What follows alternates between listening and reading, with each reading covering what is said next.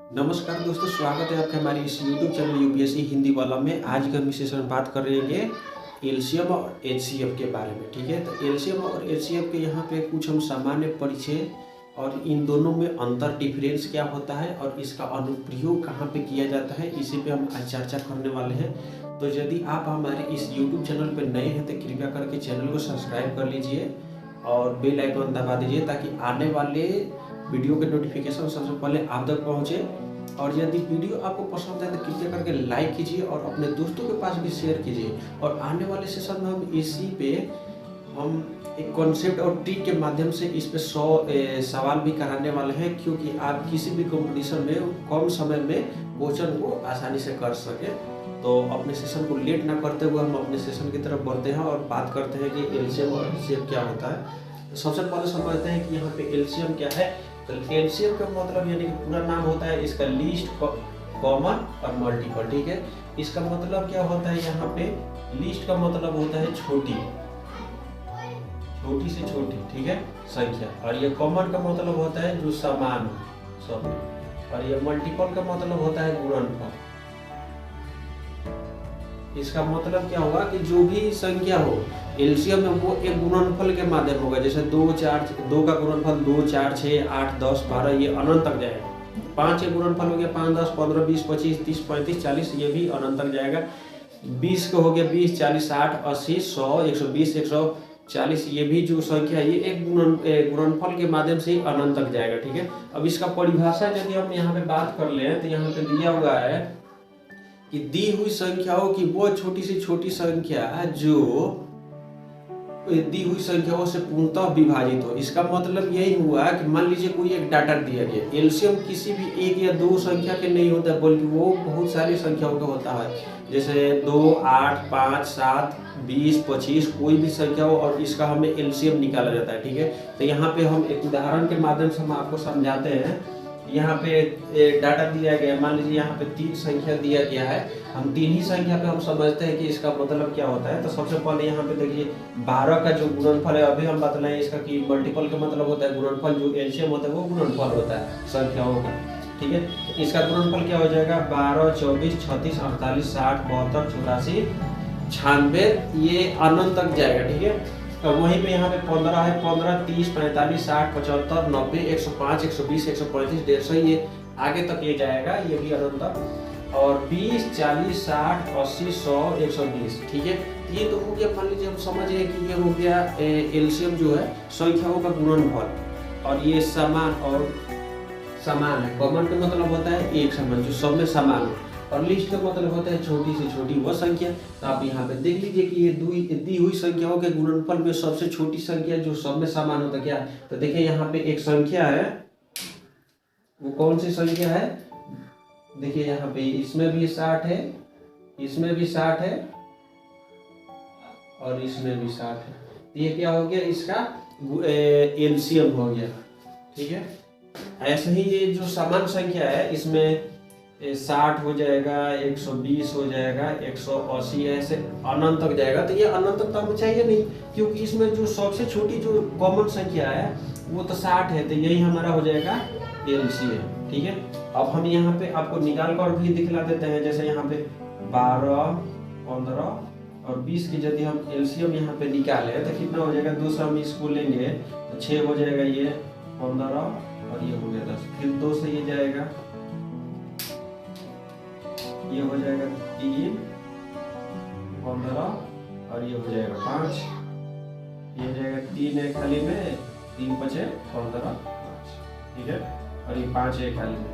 ठीक है, अब इसी को मल्टीप्लाई करते हैं, 2, 4, 3, 12, 5 60। इसका एलसीएम आ गया 60। इसका मतलब यही होता है, इसमें कोई भी डाटा हो सकता है। यानी कि जो एलसीएम होता है ये एक गुणनफल होता है। और एक बात की इसकी खूबसूरती ये है कि जो एलसीएम हमारा आएगा,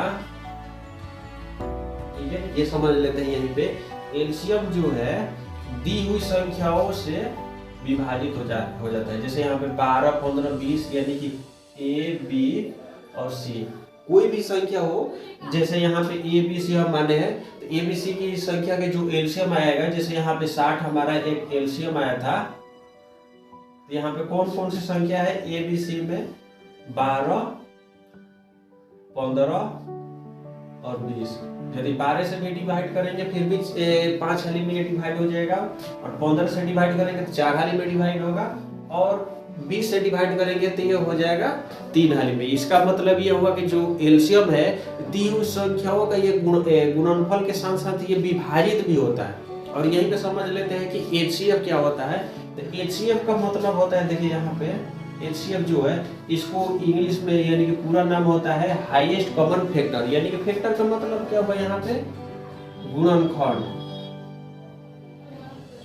ठीक है, गुणनखंड। तो अब इसको परिभाषा में हम देख लेते हैं कि दी गई संख्याओं की वो बड़ी से बड़ी संख्या जो दी हुई संख्याओं से पूर्णतः विभाजित करे, ठीक है।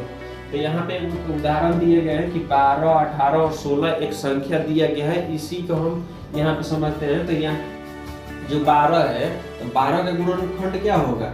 ये 12 किन किन संख्याओं से कटेगा, इसको विभाजित कर देते हैं। एक तो 1 से 12 कटेगा, दूसरा 2 से कटेगा, और तीसरा 3 से कटेगा, 4 से कटेगा, 6 से और 12 से। इसके अलावा किसी भी संख्या से ये 12 विभाजित नहीं होता है, ठीक है।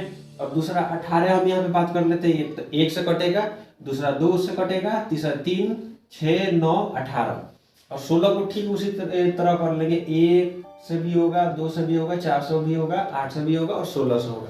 तो ये तो हो गया इसका गुणनखंड, ठीक है, दी हुई संख्या होगा गुणनखंड। तो ये तो हो गया गुणनखंड। तो अब इसमें हम बात करते हैं कि देखिए यहाँ पे फैक्टर का मतलब हो गया गुणनखंड, और यहाँ पे कॉमन का मतलब हो गया समान, ठीक है, यानी कि दी हुई संख्याओं में एक समान सब में हो, ठीक है। जो इसमें है वो इसमें भी है, वो इसमें भी है। और ये क्या है? हाईएस्ट के मतलब होता है सबसे बड़ी संख्या, सबसे बड़ी संख्या। तो यहाँ पे देख लेते हैं कि इन तीनों संख्याओं के जो गुणनखंड है तो उसमें सबसे बड़ी संख्या जो तीनों में एक समान है। तो देखिए यहाँ पे जो एक 12 संख्या है तो इसके सबसे बड़ी संख्या कौन सी गुणनखंड है? तो यह तो 12 है। तो 12 को सबसे हम यहाँ पे लेकर देखेंगे तो इसमें 12 नहीं है, इसमें 12 नहीं है, तो 12 यहाँ पे नहीं होगा। सबसे पहले हम इसमें कॉमन देखते हैं। तो कॉमन ये एक इसमें भी है, एक इसमें भी है, एक इसमें भी है, ठीक है। 2 देखते हैं तो 2 इसमें भी है, 2 इसमें भी है और 2 इसमें भी है, ठीक है। तीसरा देखते हैं 3 इसमें भी है, 3 इसमें भी है, लेकिन 3 इसमें नहीं है। 4 इसमें है, 4 इसमें नहीं है, 4 इसमें है, ठीक है। 6 इसमें है, 6 इसमें है, लेकिन 6 इसमें नहीं है। तो सबसे हाईएस्ट कॉमन इसका क्या होगा? HCF, वो हो जाएगा 2, ठीक है। HCF इसका 2 हो गया। इसका मतलब यही होता है कि दी हुई संख्याओं के जो हाईएस्ट कॉमन फैक्टर है वही होता है। और ये जो एक इसका खूबसूरती ये है कि जो HCF होता है,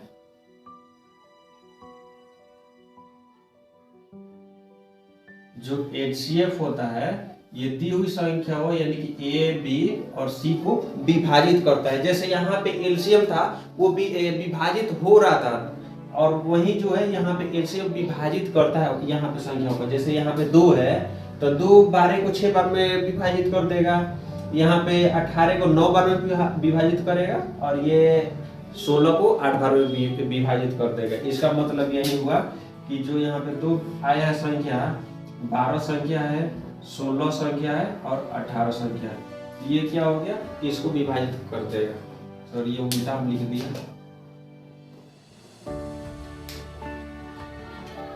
12, 18, 16 को 2 HCF हो गया इसका, ठीक है। इसका मतलब यही है।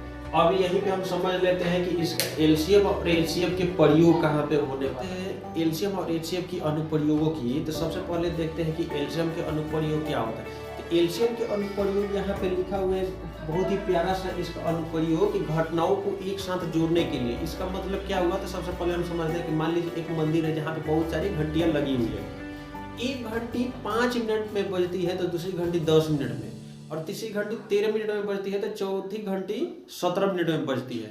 तो बतलाइए चारों घंटियां एक साथ कब बजेगी, कितने मिनट में वो बजेगी? तो इन्हीं सारी घटनाओं को एक साथ करने के लिए एलसीएम का प्रयोग किया जाता है। अब बात करते हैं दूसरे एक एग्जाम्पल के माध्यम से। मान लीजिए यहाँ पे एक भारत के द्वारा बहुत ही प्यारा सा एक द्वीप खोजा गया है, मान लीजिए एक द्वीप है, आइलैंड है, वहां पे 5 साल पर सुनामी आता है, ठीक है, और 7 साल में आता है भूकंप। 7 साल में भूकंप आता है और 12 साल में आता है प्रलय। मान लीजिए कोई भी एक घटना है और यहाँ पे मान लीजिए 6 साल में यहाँ पे आ जाता है क्या, सूखा एकदम पड़ जाता है, वहां पे बारिश ही नहीं होता है। तो ये बतलाइए कि ये सुनामी, भूकंप, प्रलय और सूखा, ये तीनों घटनाएं एक साथ कब होगी? तो इन्हीं सब घटनाओं को एक साथ जोड़ने के लिए इसका प्रयोग किया जाता है। एक और घटना हम यहाँ पे देख लेते हैं। मान लीजिए यहाँ पे पिता है, यहाँ पे पुत्र है, वो किसी एक निश्चित समय से वो लोग चलते हैं, ठीक है। तो पिता जब यहाँ पे चलते हैं तो उनका स्पीड है 5 किलोमीटर प्रति आवर, ठीक है। और वहीं यदि पुत्र की बात करें यहाँ तो उनका है 2 किलोमीटर प्रति आवर। तो बतलाइए कि वो कौन सी दूरी है जहाँ पे ये पिता और पुत्र एक साथ चल करके वो एक ही साथ वो पहुंचेंगे। तो इन्हीं सब को ज्ञात करने के लिए यहाँ पे एलसीएम का प्रयोग किया जाता है। अब बात कर ले यहाँ पे एलसीएम के अनुप्रयोग क्या होगा। तो सबसे पहले यहाँ पे देख ले कि समान वर्गाकार माप ज्ञात करने के लिए।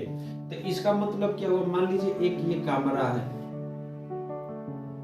ठीक है, और इस कैमरा में हमें एक टाइल्स लगाना है। तो बिना उसे कट पीस किए ऐसी कौन सी माप है जिसके माध्यम से हम उसको टाइल्स लगा सकते हैं। तो इसी को हम ज्ञात करने के लिए एक वर्गाकार टाइल्स की माप ज्ञात करने के लिए इसका प्रयोग किया जाता है, ठीक है।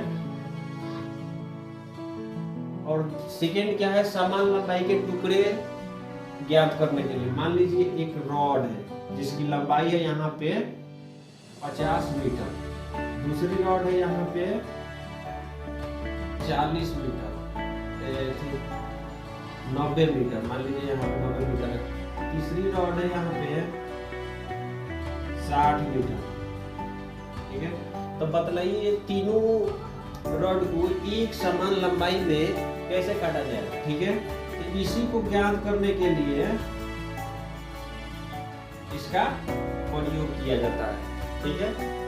तो यही था हमारे द्वारा दिया गया कुछ इंफॉर्मेशन। यदि आपको वीडियो पसंद आए तो कृपया करके लाइक कीजिए, शेयर कीजिए, सब्सक्राइब कीजिए और अपने दोस्तों के पास भी शेयर कीजिए। तब तक मिलते हैं, धन्यवाद दूसरे वीडियो में।